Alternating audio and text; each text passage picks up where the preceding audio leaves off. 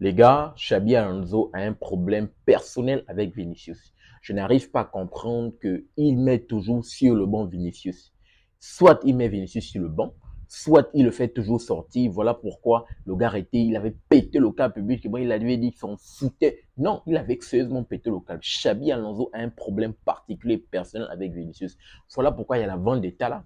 Il y a la vente d'état que voilà, le vestiaire avait complètement l'évincé, on veut l'enlever, mais c'est compliqué.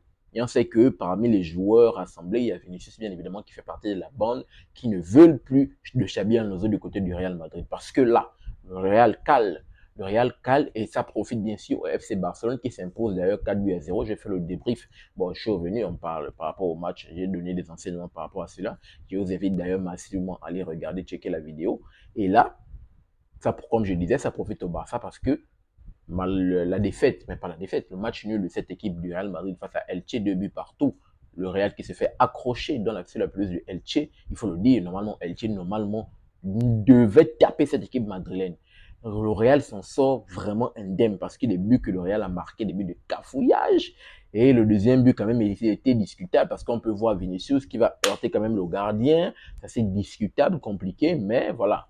L'arbitrage a été favorable aujourd'hui du côté de cette équipe du Real Madrid. Mais voilà, cette équipe du Real s'en sort quand même très bien. Mais Xabi Alonso, il a un problème avec Vinicius parce que je n'arrive pas à comprendre que tu es un cadre comme Vinicius. Oui, il peut arriver des moments où il y a des moments où il n'est pas bien et tout le reste, mais arriver à le mettre au bon à chaque fois ou à le faire sortir, sachant que de l'autre côté, tu as Mbappé qui ne sort pas ça, sachant de l'autre côté que numériquement, un Gonzalo Ramos qui a été très bon, on a pu le constater pendant la Coupe du Monde des clubs, tu ne donnes pas également la chance de jouer, de montrer son talent, d'être le numéro 9 précisément parce que c'est le profil que manque à cette équipe madrilène, c'est un Gonzalo Ramos qui a la capacité d'être numéro 9 dans la surface de réparation. Vraiment, je pense que c'est assez discutable, c'est assez discutable. Donc, le Real Madrid qui cale, le Real Madrid qui cale dans un match quand même qui a été hautement difficile, on peut le constater. Le Real est venu, bon, Xabi Alonso est venu avec une tactique avec 3 défenseurs et c'était compliqué. Olsien, Gonzalo Ramos et Carreras, les gars ont pris complètement l'eau. Début de match, Carreras qui perd le ballon, on pouvait assister 1-0. Heureusement que Thibaut Courtois est très fort dans ses cages. Ensuite, ils vont prendre l'eau. Regarde le but qui va arriver en deuxième période. Très bonne combinaison. À plusieurs reprises, ils ont répété la même action et ça va faire mouche en deuxième période. Petit pointu, 1-0. Ils sont tranquilles. À plusieurs reprises, cette équipe de Elche a fait mal à cette équipe du Real Madrid. La défense aujourd'hui madrilène, ils ont tellement souffert, les gars. Ils ont souffert.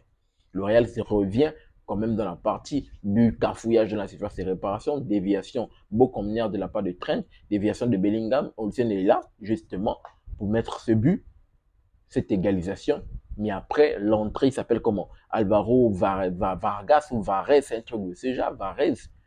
Mais le but qu'il met, oh là là, la défense du Real, elle est passive, c'est incroyable. C'est écœurant. Il prend le ballon. Les gars, ils s'emmènent le ballon. Ils sont en train de reculer. Donc, aucune personne ne vient carrément si le porteur venait arracher le ballon. Vous reculez. Donc, le gars a tout le temps de fixer la défense. Gonzalo Ramos, il est en train de défendre en reculant. Petit crochet, il t'a emmené. Frappe au premier poteau, comme le petit est gaucher. Thibaut Courtois ne peut rien faire. Thibaut Courtois qui a tenu la baraque, là, il ne pouvait rien faire. Pourquoi? Parce que sa défense est en train de défendre en reculant. Aucune personne n'était sur le porteur et allait jouer le ballon. Il reculait. Je ne sais pas, il reculait quoi, comme si ils ont vu qu'il y avait même un appel de balle de 5 coéquipiers dans le dos pour dire que, voilà, le gars n'avait aucune solution. La solution, c'était de fixer et tout le reste. Sortez sur le porteur, parler qu'un sort l'autre en couverture. Rien du tout. Ils ont vraiment mal joué cette équipe madrilène, vraiment, il faut le dire. Mais ça nous profite, ça profite au FC Barcelone parce que, bien sûr, au niveau du classement, on revient quand même à un point. On sait qu'il y a eu le Classico qui s'est joué et ça a été difficile, bien évidemment, pour cette équipe barcelonaise. On perd le Classico dans un moment quand même où on n'était pas en confiance. Cette équipe madrilène ils étaient revanchards après les 4 défaites de la saison précédente, ils étaient revanchards, donc ils sont venus, ils ont mis carrément toute leur âme dans ce classico. Et là, bien évidemment, on était défavorisés avant la trêve.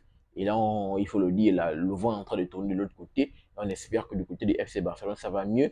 Mais là, du côté du Real Madrid, Ils sont en train de peut-être rentrer dans une mini-crise, dans une grosse crise, même pas une mini, une grosse crise qui est en train de frapper. Parce que là, avec l'affaire que, voilà, il veut le vestiaire, ne soutient plus, ne soutient plus Xabi Alonso, peut-être les joueurs sur le terrain, on va même observer. Parce que même dans l'attitude des joueurs sur le terrain, le body language montre vraiment que les gars n'y sont pas. Ils n'y sont pas. Et ça, c'est compliqué. Le Real sans doute va se diriger encore vers une saison blanche, comme l'édition précédente. Ça est vraiment compliqué pour cette équipe madrilène, d'ailleurs, qui doit se battre face à Elche. Il faut le dire, pour ma part, Elche, normalement, devait même taper le Real.